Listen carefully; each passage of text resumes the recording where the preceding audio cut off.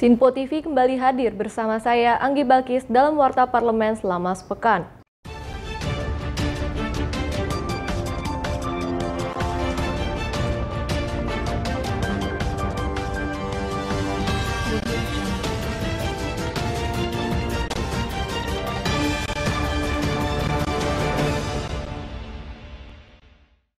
Bocornya data pribadi milik Presiden Joko Widodo dan beberapa pejabat yang tersebar di media sosial semakin menimbulkan keresahan publik. Terhadap keamanan data milik mereka, Wakil Ketua DPR RI Sufmi Dasko Ahmad menuturkan bahwa sudah waktunya Indonesia memerlukan Undang-Undang Perlindungan Data Pribadi untuk menjamin keamanan data masyarakat. Bocornya data pribadi milik Presiden Joko Widodo dan beberapa pejabat yang tersebar di media sosial semakin menimbulkan keresahan publik terhadap keamanan data milik mereka. Pimpinan DPR pun menuturkan bahwa sudah waktunya Indonesia memerlukan Undang-Undang Perlindungan Data Pribadi untuk menjamin keamanan data masyarakat. Wakil Ketua DPR RI, Sufmi Dasko Ahmad mengatakan, pembahasan rancangan Undang-Undang Perlindungan Data Pribadi atau RUU PDP masih terus didiskusikan antara DPR dengan pemerintah. Dasko berharap pembahasan rancangan Undang-Undang Perlindungan Data Pribadi ini dapat segera mendapatkan titik temu sehingga nantinya dapat diimplementasikan di tengah masyarakat dalam bentuk undang-undang. Ya memang saya sudah sampaikan beberapa waktu yang lalu terkait kebocoran data itu memang sudah waktunya, sudah saatnya dan mendesak itu ada Undang-Undang Perlindungan Data Pribadi. Nah saat ini sedang digodok di DPR antara DPR dan pemerintah dengan diskusi-diskusi yang panjang, dengan daftar inventarisasi masalah yang memang begitu banyak. Kita lihat mudah-mudahan bisa segera ada titik temu yang tentunya ini semua tentu akan menghasilkan undang-undang bagi rakyat dan bagi kita semua. Dari Jakarta, Anggi Balkis, Halida Dianisina melaporkan untuk Sinpo TV. Kebocoran data pribadi di Indonesia sedang menjadi perbincangan hangat di publik. Pasalnya, baru-baru ini kebocoran data pribadi sedang dialami oleh orang nomor 1 di Indonesia, Presiden Joko Widodo. Nomor induk kependudukan milik Presiden Joko Widodo tersebar di media sosial tanpa adanya sensor sedikit pun. Kebocoran data pribadi Presiden Joko Widodo membuat rancangan RUU PDP menjadi sangat diperlukan saat ini. Kebocoran data pribadi di Indonesia memang sedang menjadi perbincangan hangat di publik.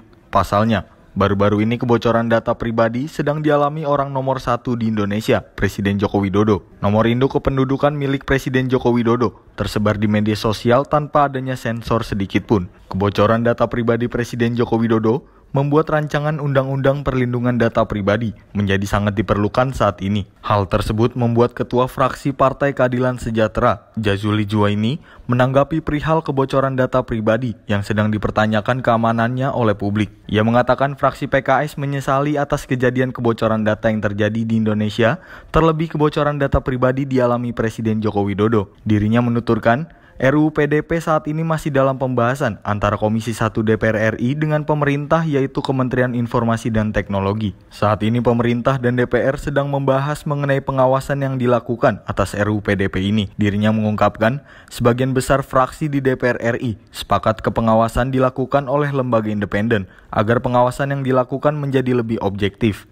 Pertama, Undang-Undang PDP ini kita menganggap penting ya, perlindungan data pribadi. Kami fraksi PKS menyesalkan kebocoran demi kebocoran terjadi. Bayangkan kalau data seorang Presiden Republik Indonesia bisa bocor, apalagi data seperti kita-kita orang ini. Iya kan? Nah, disinilah harus menjadi perhatian serius pemerintah. Kejar itu bocornya ada di mana. Gunakan perangkat hukum yang ada kebocoran itu untuk ditegakkan. Yang kedua, RUU PDP Perlindungan Data Pribadi sekarang ini masih dibahas antara Komisi 1 dengan pemerintah. Dalam hal ini yang ditunjuk Kominfo. Sudah banyak kemajuan, ada satu saja yang belum sepakat, yaitu pengawasnya. Kami di DPR meminta pengawas ini independen. Pemerintah masih menginginkan, terutama Kominfo menginginkan pengawasan dari Kominfo. Kebocoran yang terjadi menurut saya semakin meyakinkan kita bahwa pengawas itu harus independen supaya dia lebih objektif. Coba bayangkan kalau kebocoran terjadi pengawasnya dari lembaga yang sama, apa yang akan terjadi, Bos? Hah? Jadi pengawas ini di sini titik perbedaannya itu ada pada poin pengawas. Mudah-mudahan nanti kita dapatkan titik temu, karena kami di DPR hampir seluruh fraksi semua sepakat bahwa pengawas ini harus independen agar kebocoran-kebocoran seperti tadi ditindaklanjutinya secara objektif. Dari Jakarta, Sri Dewi Andayani, Fakir Raidika melaporkan untuk Sinpo TV. 7 September 2021, DPR RI telah melaksanakan rapat paripurna keempat masa persidangan 1 tahun sidang 2021-2022 di Gedung Nusantara II Kompleks Senayan, Jakarta. Rapat dimulai pada pukul 10.30 waktu Indonesia Barat, dipimpin langsung oleh Wakil Ketua DPR RI Sufmi Dasko Ahmad, yang dihadiri secara fisik maupun secara virtual dengan tetap menerapkan protokol kesehatan yang ketat. Selasa 7 September 2021, DPR RI melaksanakan rapat paripurna keempat masa sidang pertama tahun sidang 2021-2022 di Gedung Nusantara II, Kompleks Senayan, Jakarta. Rapat yang dimulai pukul 10.30 waktu Indonesia Barat dan dipimpin langsung oleh Wakil Ketua DPR RI Sufmi Dasko Ahmad yang dihadiri secara fisik maupun virtual dan menerapkan protokol kesehatan yang ketat. Dalam rapat paripurna kali ini terdapat 3 agenda yang dibahas, yaitu yang pertama keputusan RUU tentang pertanggungjawaban atas pelaksanaan APBDN tahun anggaran 2020 yang disampaikan oleh Wakil Ketua Badan Anggaran DPR RI Edi Baskoro Yudhoyono serta Menteri Keuangan Sri Mulyani dan disahkan dalam rapat paripurna tersebut. Yang kedua, pengambilan keputusan terhadap RUU tentang pengesahan ASEAN atau persetujuan ASEAN tentang perdagangan melalui sistem elektronik disampaikan Wakil Ketua Komisi 6 Muhammad Hekal serta Menteri Komunikasi dan Informasi John Gerard Plate dan disahkan dalam rapat paripurna tersebut. Dan yang terakhir, laporan legislasi terhadap pemantauan dan peninjauan Undang-Undang Nomor 18 Tahun 2012 tentang pangan yang disampaikan Wakil Ketua Balek DPR RI Ibnu Mutazam. Sesuai dengan hasil keputusan rapat konsultasi pengganti rapat Badan Musyawarah DPR RI antara pimpinan DPR dan pimpinan fraksi-fraksi tanggal 30 Agustus 2021, acara rapat paripurna hari ini adalah 1. Pembicaraan tingkat 2 atau pengambilan keputusan terhadap RUU tentang pertanggungjawaban atas pelaksanaan APBN tahun anggaran 2020. Kemudian pembicaraan tingkat 2 pengambilan keputusan terhadap RUU tentang pengesahan persetujuan ASEAN tentang perdagangan melalui sistem elektronik. 3. Laporan pimpinan Badan Legislasi tentang hasil pemantauan dan peninjauan Undang-Undang Nomor 18 Tahun 2012 tentang pangan. Apakah acara tersebut dapat disetujui? Dari Jakarta, Alfendi Putra, Fakir Raidika melaporkan untuk Sinpo TV. Menteri Keuangan Sri Mulyani menyampaikan pendapat akhir pemerintah terhadap rancangan undang-undang tentang pertanggungjawaban atas pelaksanaan APBN tahun 2020.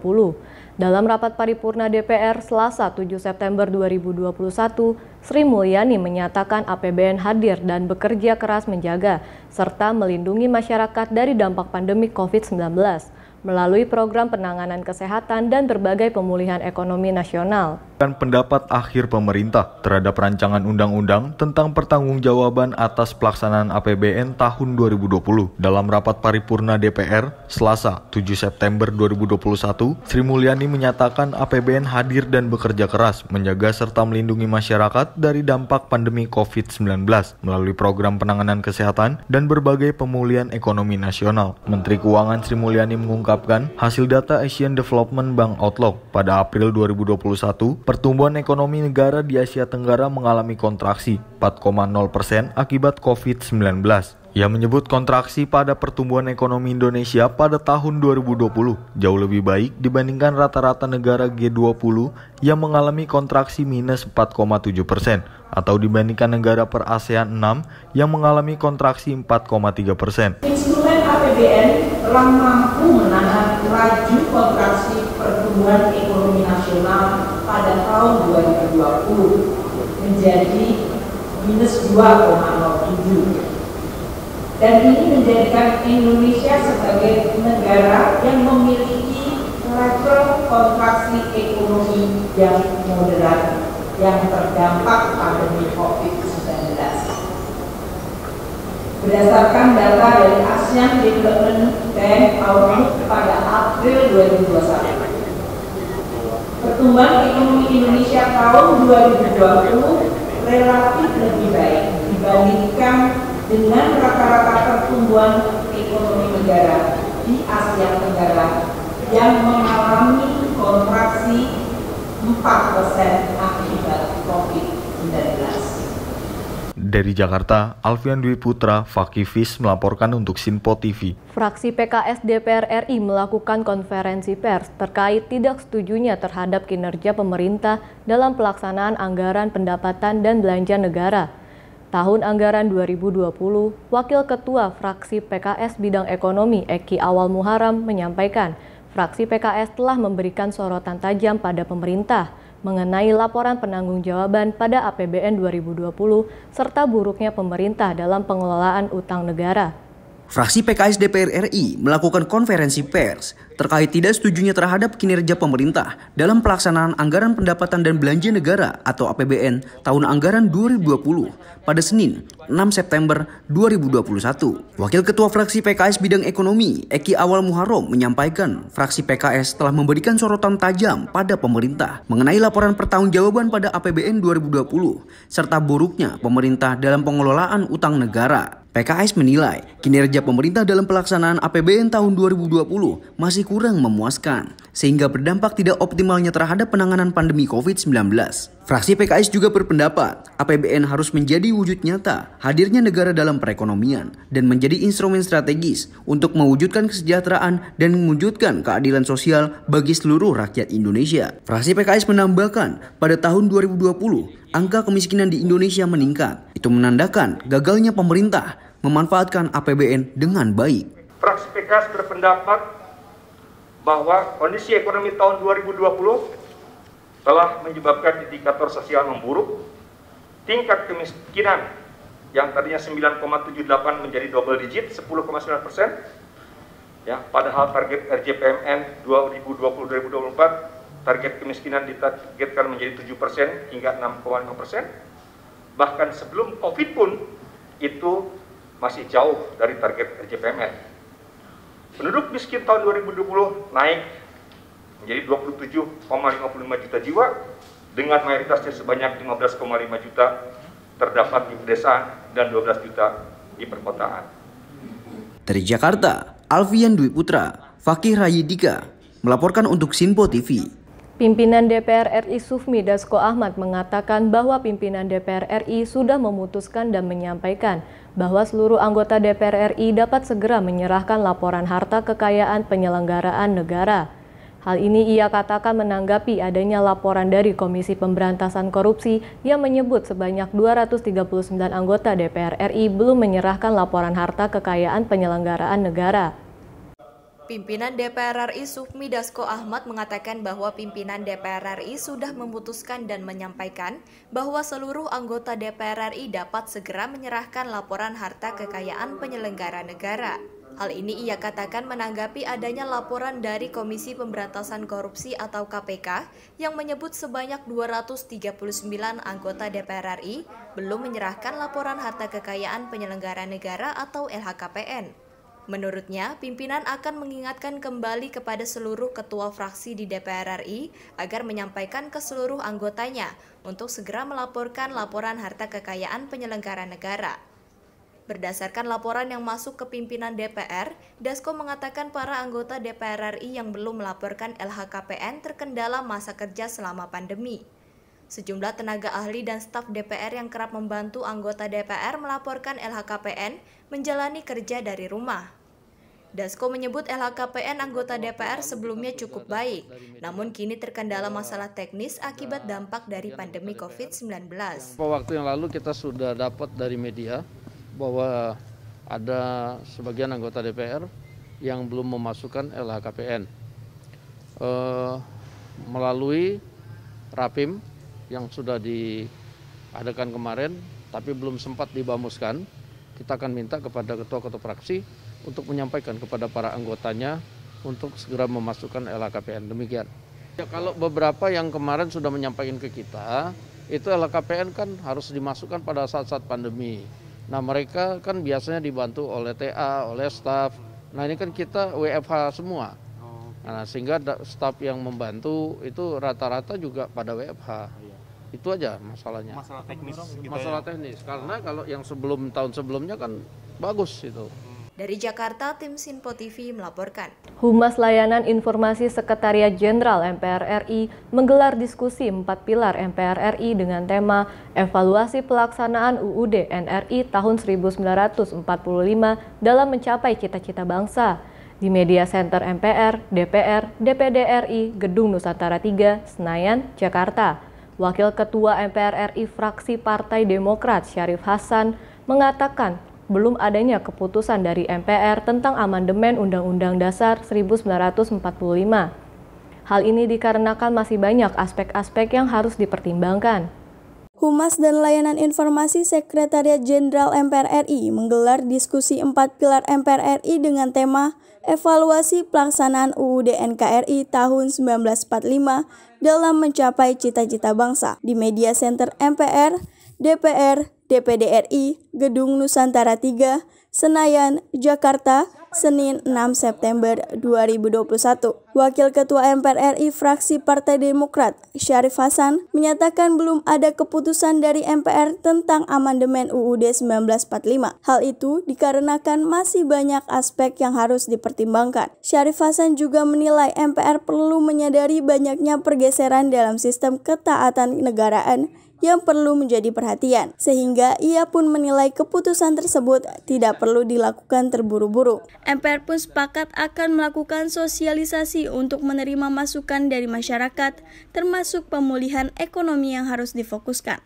Memang sekarang ini isu tentang amandemen itu sangat seksi sekali, tetapi perlu ingin saya sampaikan bahwa sampai dengan saat sekarang itu belum ada keputusan apapun dari MPR tentang amandemen 1945. Belum ada. Yang ada adalah pimpinan MPR periode 2019-2024 ini sesuai dengan amanah dari pimpinan MPR sebelumnya untuk melakukan kajian. Tentang wacana untuk melakukan amandemen.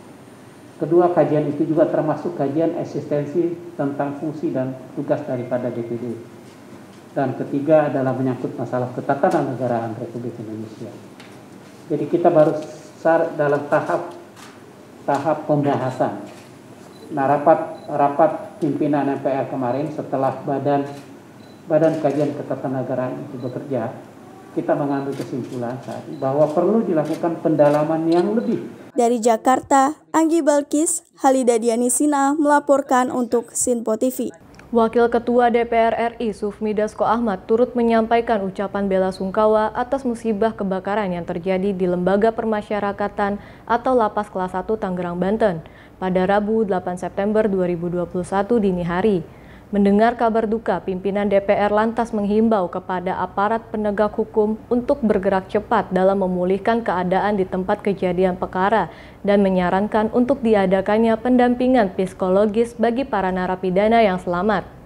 Wakil Ketua DPR RI Sufmi Dasko Ahmad turut menyampaikan ucapan bela sungkawa atas musibah kebakaran yang terjadi di Lembaga Pemasyarakatan atau Lapas Kelas 1 Tangerang, Banten pada Rabu 8 September 2021 dini hari. Mendengar kabar duka tersebut, pimpinan DPR ini lantas mengimbau kepada aparat penegak hukum untuk bergerak cepat dalam memulihkan keadaan di tempat kejadian perkara dan menyarankan untuk diadakannya pendampingan psikologis bagi para narapidana yang selamat. Selain itu, Dasko juga meminta kepada Direktorat Jenderal Lembaga Pemasyarakatan untuk melakukan evaluasi terhadap sistem penanganan musibah di semua lapas agar kedepannya tidak terulang kembali peristiwa tersebut. Ya, pertama-tama saya ucapkan turut berduka dan prihatin yang mendalam atas musibah kebakaran di Lapas Tangerang yang tadi pagi kami mendapat berita terjadi pada pukul 2.30 dini hari.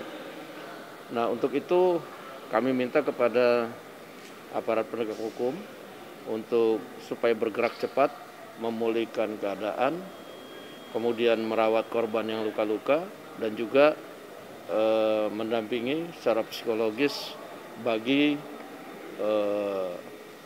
para tahanan yang dalam keadaan selamat tapi masih dalam keadaan traumatik. Untuk itu, mari kita doakan semoga suasana cepat pulih, dan ke depan kita minta kepada Dirjen Lembaga Pemasyarakatan untuk kemudian mengevaluasi tidak hanya di Tangerang tapi di semua lapas untuk penanganan sistem kebakaran supaya tidak terjadi lagi hal-hal seperti ini. Demikian. Dari Jakarta, Sri Dewi Andayani, Halida Dianisina melaporkan untuk Sinpo TV. Menteri Hukum dan HAM Yasona Lauli menyebutkan jika lembaga permasyarakatan atau lapas kelas 1 Tangerang, Banten telah melebihi kapasitas. Menkumham menyebut 50% penghuni lapas merupakan narapidana kasus narkotika, sehingga dirinya mendorong untuk dilakukannya revisi Undang-Undang Narkotika. Menanggapi pernyataan Kemenkumham, Wakil Ketua DPR RI Sufmi Dasko Ahmad mengatakan bahwa hal tersebut merupakan kajian Kementerian Hukum dan HAM terhadap adanya overkapasitas di dalam lapas dan berujung pada Undang-Undang Narkotika. Menteri Hukum dan HAM Yasona Lauli menyebutkan jika lembaga pemasyarakatan atau lapas kelas 1 Tangerang, Banten telah melebihi kapasitas. Menkumham menyebut 50% penghuni lapas merupakan narapidana kasus narkotika, sehingga dirinya mendorong untuk dilakukannya revisi Undang-Undang Narkotika. Menanggapi pernyataan Menkumham, Wakil Ketua DPR RI Sufmi Dasko Ahmad mengatakan bahwa hal tersebut merupakan kajian Kementerian Hukum dan HAM terhadap adanya overkapasitas di dalam lapas dan berujung pada Undang-Undang Narkotika. Dirinya mempersilahkan pemerintah untuk mengkaji lebih dalam terhadap Undang-Undang Narkotika jika memang akan direvisi dan selanjutnya dapat mengajukannya ke DPR sesuai dengan mekanisme yang berlaku. Ya, itu merupakan evaluasi daripada Kementerian Hukum dan HAM, dan saya pikir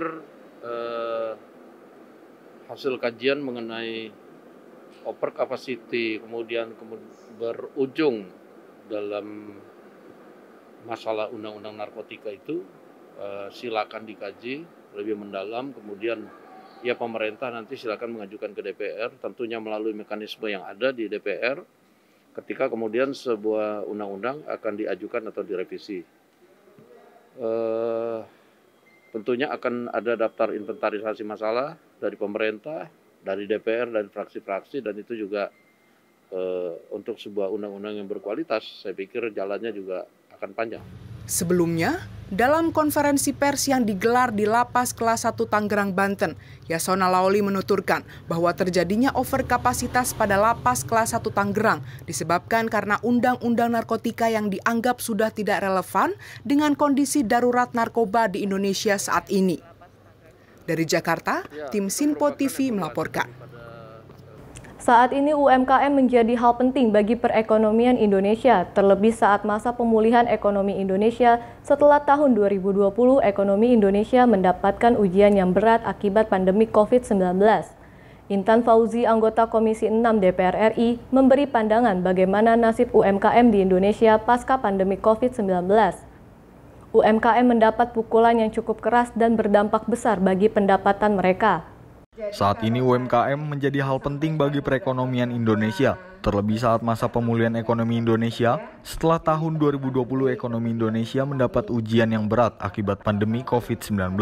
Intan Fauzi, anggota Komisi 6 DPR RI, memberi pandangan bagaimana nasib UMKM di Indonesia pasca pandemi COVID-19. UMKM mendapat pukulan yang cukup keras dan berdampak besar bagi pendapatan mereka. Intan mengatakan UMKM Indonesia harus dapat perhatian yang lebih. Mereka membutuhkan pemulihan sesegera mungkin agar perekonomian mereka berjalan dan dapat pula memulihkan perekonomian Indonesia pasca pandemi COVID-19.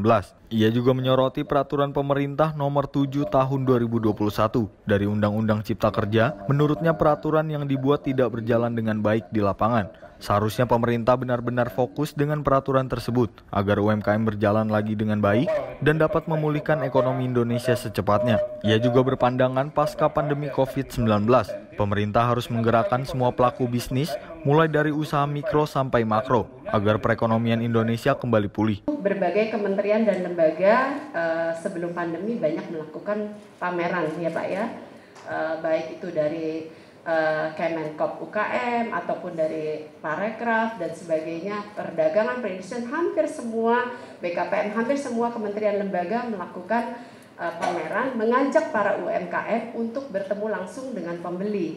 Nah, di situ ada peluang gitu. Tapi bagaimana kemudian sekarang dengan kondisi pandemi tentu akan berbeda, online dan sebagainya. Dan kadang yang menjadi hambatan itu adalah selalu disampaikan karena UMKM kita ini belum bisa dari sisi kualitas standarisasi, kemudian pasokannya tidak bisa